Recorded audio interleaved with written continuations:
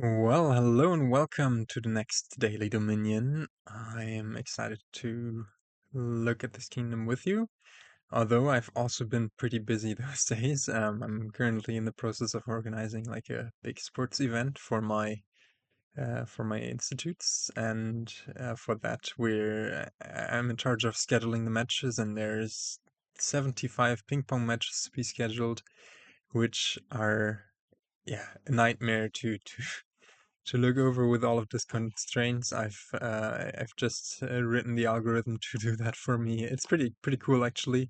Like here you can see how these matches get scheduled over time. Always the tightest the ones with the tightest constraints get put there first. But yeah. Anyways, I'm sorry for showing you. I'm just very excited for this, and I know you came here to watch some Dominion, so let's get into that. And yeah, as always, I'll start by looking over the kingdom and explain the cards one by one. And if you're not interested in that, feel free to skip to the next timestamp. We have Fool. If you aren't the player with Lost in the Woods, take it. Take 3 boons and receive the boons in any order. And this means that if you are the player with Lost in the Woods, which is a state, then you cannot, by playing Fool, you will do essentially nothing. Or playing the Fool will do essentially nothing. Um, but receiving 3 boons at the same time, boons are these nice things that can happen to you, is usually a good thing. I'm just going to quickly scroll through them. And yeah, especially in sloggy-ish kingdoms, fools can be really nice, and I think this kingdom certainly is one of the sloggier ones. So yeah, let's see how this one will go. We have Leprechaun. Gain a gold if you have exactly 7 cards in play with the Leprechaun. Gain a wish. Otherwise, receive a hex. And receiving a hex is pretty bad. They usually slow down your turns, slow yourself down. So you only want to play the Leprechaun if you also would gain a wish. I'm sorry, I just said something going on in the back there. And yeah, so these wishes are really nice, but if you cannot reliably put the Leprechaun to play as a 7th card, it's kind of useless. Then also, I think I forgot to tell you about Lucky Coin. Lucky Coin is an heirloom that we start the game with, and on play it's a copper, and essentially it awards us a silver. So yeah, we have Stowaway, +2 cards at the start of your next turn. And also when anyone gains a duration card, you may play this from your hand. So it can be nice draw if you can play it for free, then it's essentially a next turn lab, but otherwise it's just a next turn moat and not super interesting. Workshop, gain a card costing up to 4. Well, the 4 cost cards all kind of suck here, so the best you can do is maybe silver. We have Trader, trash a card from your hand, gain a silver per 1 it costs. When you gain a card, you may reveal this from your hand to exchange the card for a silver. Oh, alright. We have Capital, +6 coins, +1 buy. When you discard this from play, +6 debt. So essentially it nets you 0, but on the first turn you play it, you kind of have this boost in economy, and then the next turns are kind of diminished. And sometimes you can use this to spike like the last few provinces or something like that. Catacombs. Look at the top 3 cards of your deck, choose one, put them into your hand, or discard them and +3 cards. When you trash this, gain a cheaper card. And yeah, Catacombs is alright draw, like with Smithy, where you get to either draw the next three cards or the 3 cards after the next 3 cards after inspecting them, which is pretty nice, and the on trash sometimes also useful. But here there is no village, so I don't know whether we'll go for this. Guildmaster, +3 coins. This turn, when you gain a card, +1 favor. And favors in this kingdom mean that after playing a liaison, if we have 5 or more favors, we start with 1. We also get a +1. So playing a Guildmaster then would net us +4. And then if we have 10 or more favors, we also get an action and a buy from playing Guildmaster. So +4 coins, +1 action, +1 buy is pretty strong, but you gotta get there. So it's really kind of a question of whether you want to go down that path. Notable with Guildmaster is that with Lucky Coin being around, sometimes you can gain 2 cards per turn after having Guildmaster in play, which can be nice, but it's still gonna be a bit tough. Hunting Party, +1 card, +1 action, reveal your hand, reveal cards from your deck until you reveal one that isn't a copy of one in your hand. Put it into your hand and discard the rest. So this is +1 card, +1 action, and another card, so essentially a lab, but it cares about differently named cards in your hand. Like it only puts cards in your hand that you don't have copies of in hand with that second draw, which is usually really nice to sift through the deck if you have lots of junk in it. And like if you have coppers in the states, you just skip through them if you have them already in your hand and find the good cards. Or sometimes you find the bad cards like curses or duchies or provinces. Speaking about curses, we have Swamp Hag. At the start of your next turn, +3 coins. And until then, when any other player gains a card they bought, they gain a curse. So another strong terminal that disincentivizes your opponent from buying cards during their buy phase. And yeah, this is looking like a not so great kingdom. Anyways, we have 2 more things to discuss. Bury is +1, costs 1 coin and gives back the buy that you used to acquire it. And then you can put any card from your discard pile on the bottom of your deck. And yeah, Bury is, I don't know, you can sometimes stack the top of your deck. Of course, it doesn't allow you to see single cards more than once during a shuffle, but sometimes it can be really nice to stack stack the bottom of your deck, especially with junky decks. Sorry. We have Tower finally. When scoring, +1 victory point per non-victory card you have from an empty supply pile. And this essentially means that if the curses pile, for example, they are neutral in points. And if, I don't know, hunting parties pile, they are going to be worth 1 point each. Here, however, I think the only card that might pile is indeed the hunting parties.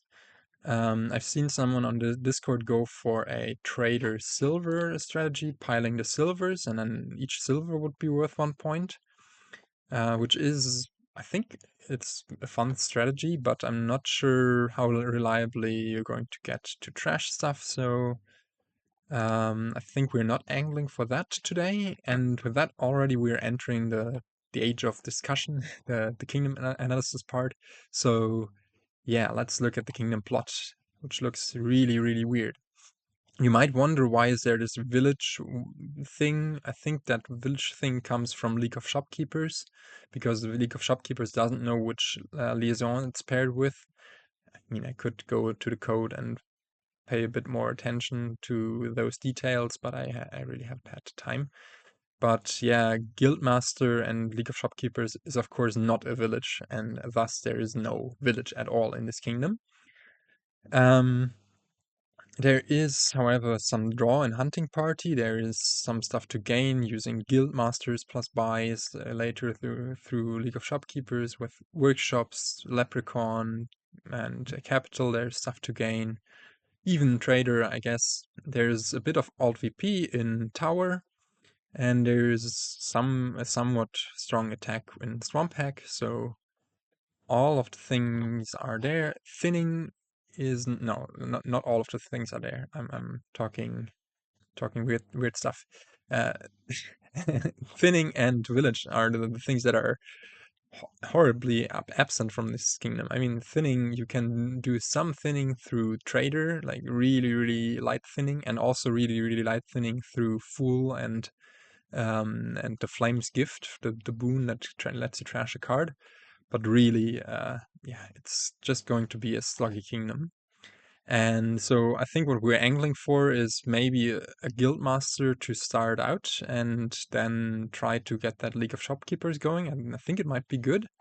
And pair that with a bunch of hunting parties. Yeah, just going for the big like hunting party stack, and then let's see how it goes. Whether we need to work around AI's provinces and do some tower stuff, like score through tower stuff, or whether we can just hammer down the provinces quicker than the AI. But I don't really like this kingdom. The looks of this kingdom. Opening wise, I think the openings are all rather bland. I mean, if you get to open Guildmaster, it's pretty nice because oh, I forgot to put the picture on turn 2 for the 5/2. You can buy Guildmaster turn 1 on the 5/2 and bury it immediately to yeah, you can even bury Guildmaster and Silver to hit 5 again already on turn 2, and then you're off to the races. I think that's really the best opening here. On the 2/5. Oh man, I'm just noticing a few things that are off about it, so just a sec. And we're back with a much better opening discussion. Well, no, not that much better, but yeah. As you see, I've put in the pictures there, and now it's also saying 2/5 instead of 5/2. Yeah. So you can bury Guildmaster and the lucky coin even, and having them in the same hand means that the Guildmaster will get a favor also off of the lucky coin silver gain, boosting that thing. And yeah, but I'm also not super convinced about the Guildmaster strategy here. It could just be faster going just for hunting grounds. We're going to hope for the best. So let's start the game. We can buy Fool and bury it here. AI goes for Workshop, and we can buy another silver, I guess. Want to hit 5 a lot, so we get to do this here. Let's not discard here and get to buy Guildmaster. Now here, do we want to? No, I don't think. So I think we just want to put in a hunting party for 5. We could also think about just burying Guildmaster, which would also not be that bad, because there's the lucky coin down there. But no, I think just going for hunting party is pretty good here. Here we can discard the Fool. AI does also bury a bunch.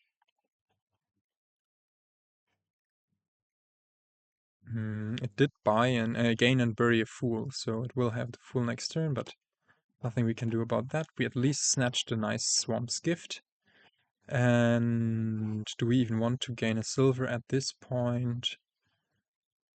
I guess we could. Let's actually bury both Wisp and Fool, because AI will play its Fool, and then we can get those nice boons from it. And actually, I think we want to reverse the order. We want to bury the Fool first, and then the Wisp. Like, so the Wisp is on the bottom of our deck. So if we find the hunting party next turn, it will hopefully find the Fool. Although there's the Guildmaster stuff coming in. Well, let's just see and see what we get. Let's discard this estate, trash an estate, which is really good. Oh, maybe we shouldn't have. Oof. Yeah, that was actually pretty bad. Oops. Yeah, because now... Ah, no, that was awful, of course. I shouldn't have. Yeah. Well, what can you do? We can at least bury Lucky Coin Copper, as the last cards here are Will-O-Wisp and the Fool and the Guildmaster, so next turn we will draw the Copper and that stuff. I don't know how good it is, but yeah. Here, I don't think we can afford playing the Fool, actually, for the strategy that we're pursuing, just because yeah, we really want to get that Guildmaster going, and do get 2 favors in. We do get to bury a bunch of stuff and buy another hunting party. This essentially ensures that we hit 5 here, although we have that Swamp Pack coming in, which isn't too great, but yeah. Actually, do we want to just play the Fool and maybe skip our turn? There's a hunting party down there. I think that's okay. Yeah, that's actually pretty good. I think we want to get the Wind's Gift first. Discard those. And then the Sun's Gift next. Discard all those, have a clean shuffle. Oh, we gain yet another silver.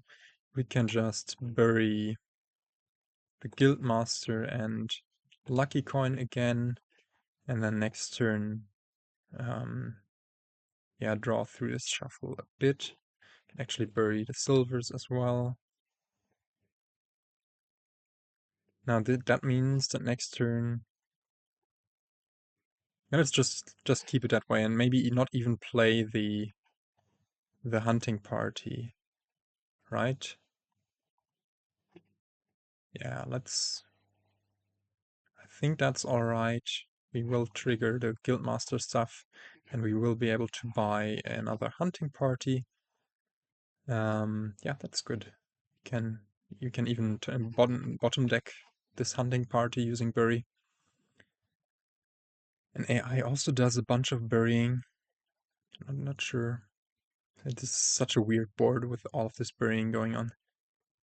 And yeah, let's not discard anything as we don't want the shuffle to be accidentally triggered. And yeah, we do get this. We can bury a bunch as well. Mainly our draw cards, maybe one more silver. And buy this hunting party. This is a nice draw. AI goes for province. Let's keep our hand. We've learned from our mistakes. Play this.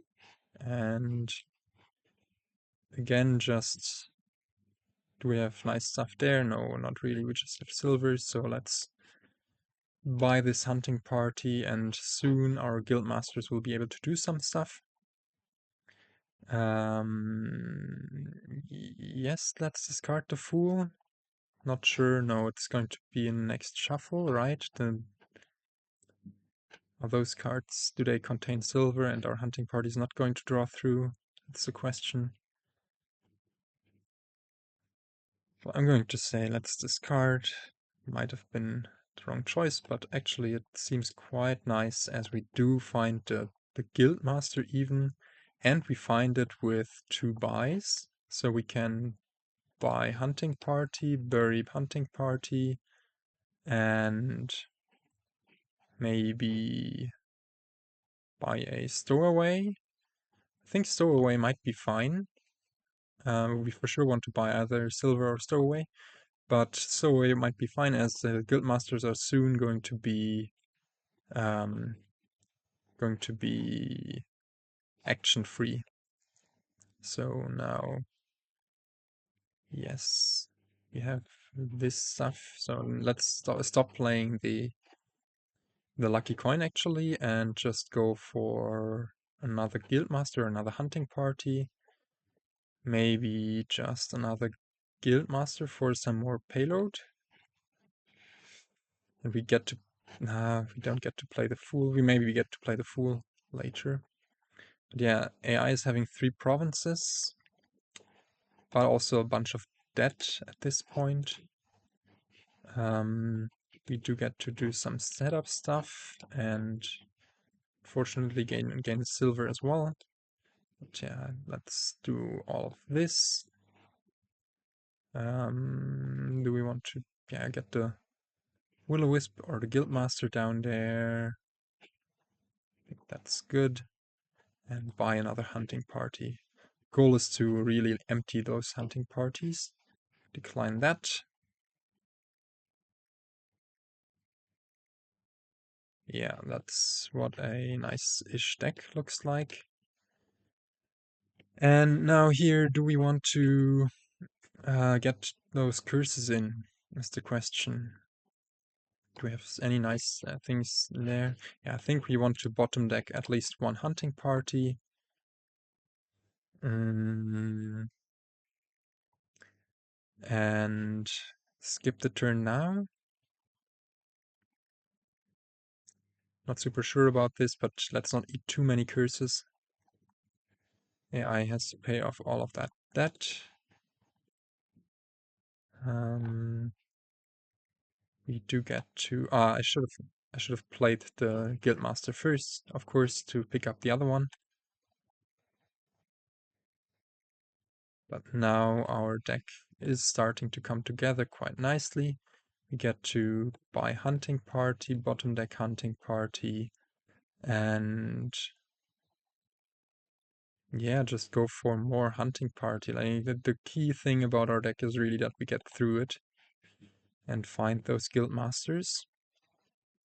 Now, which boons are left at this point? Is the plus action boon left? No, only the Earth's gift is guaranteed. And again, I should have played the Guildmaster, but yeah, let's see what we get here. We could discard this for actually maybe an estate at this point, and buy Hunting Party, bottom deck Hunting Party, and be okay. So we are at some points now, but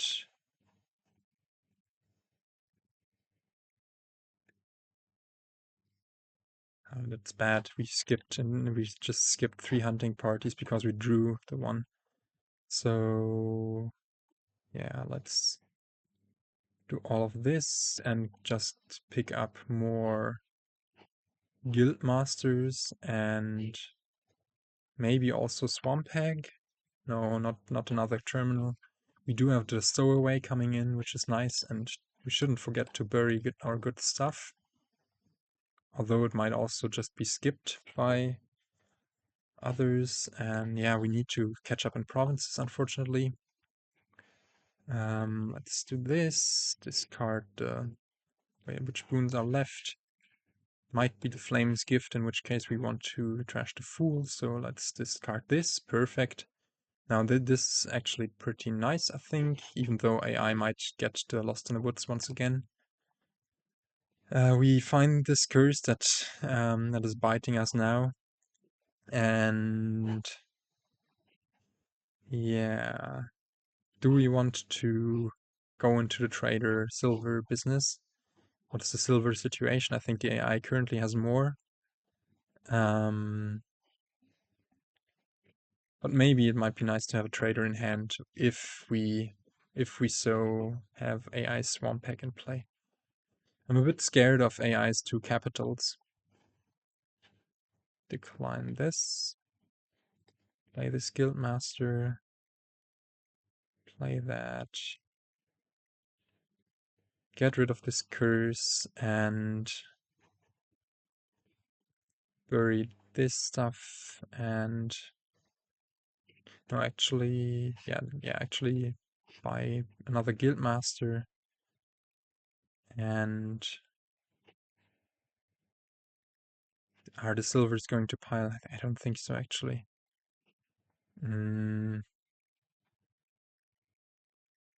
Yeah, let's just keep playing like this.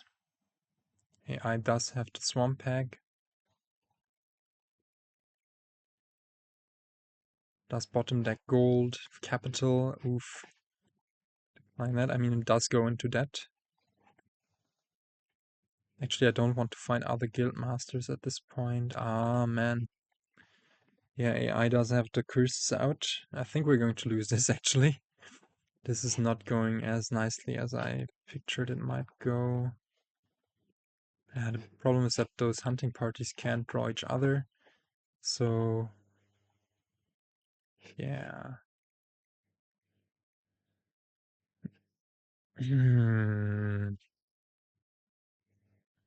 Decline all this. Yeah, we missed the hunting parties. It's bad that we missed the trader during AI's thingy. But at least we do get to rack up more points through that. But yeah, it's not going to be enough.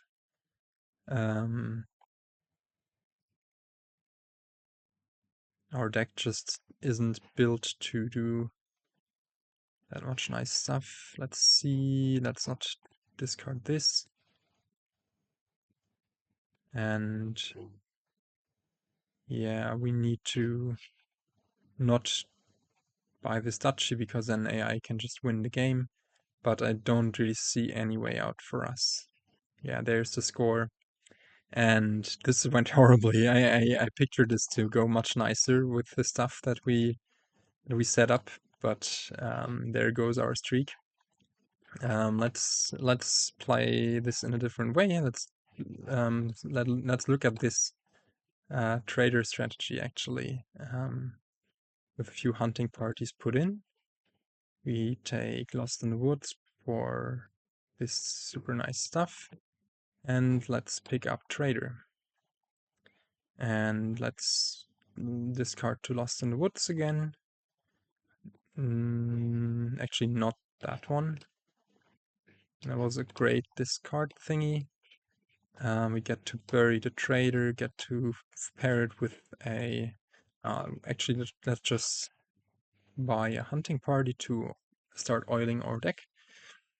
And discard the estate, I guess. We don't want a top decked. Just get a few of those. Buy silver. And yeah, let's discard here. Gain a trader. Gain one more silver. And bottom deck a trader. And bottom deck an estate with it.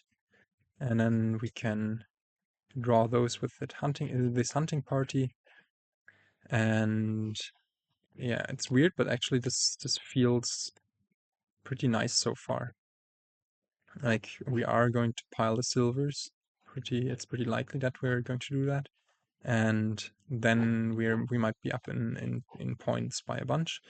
If we discard the copper here, we cannot afford a 5 cost, so let's not do that. And just buy hunting parties. Now let's see, discard copper, right? Which boons might we get? Yeah, there would be a few ones that would be really nice. Yeah, so thus we can discard this. Let's not exchange this for silver, just get a few more silvers into our deck. Bottom deck this, and I guess that, and that. And let's see. AI again goes for this weird capital strategy, but I mean, in his kingdom, really anything seems fine. Let's not discard the estate because we might draw the trader. We don't, but we hit 8 and can buy a province. Actually, did we see both of our traders already? Then, yeah, that didn't make any sense, what I did there. Yeah, we should also be really well set up to just province continuously. Oof, look at this. And actually, I think the lucky coin can go, because then we can still hit province. And we are going to empty the silvers handily also without it.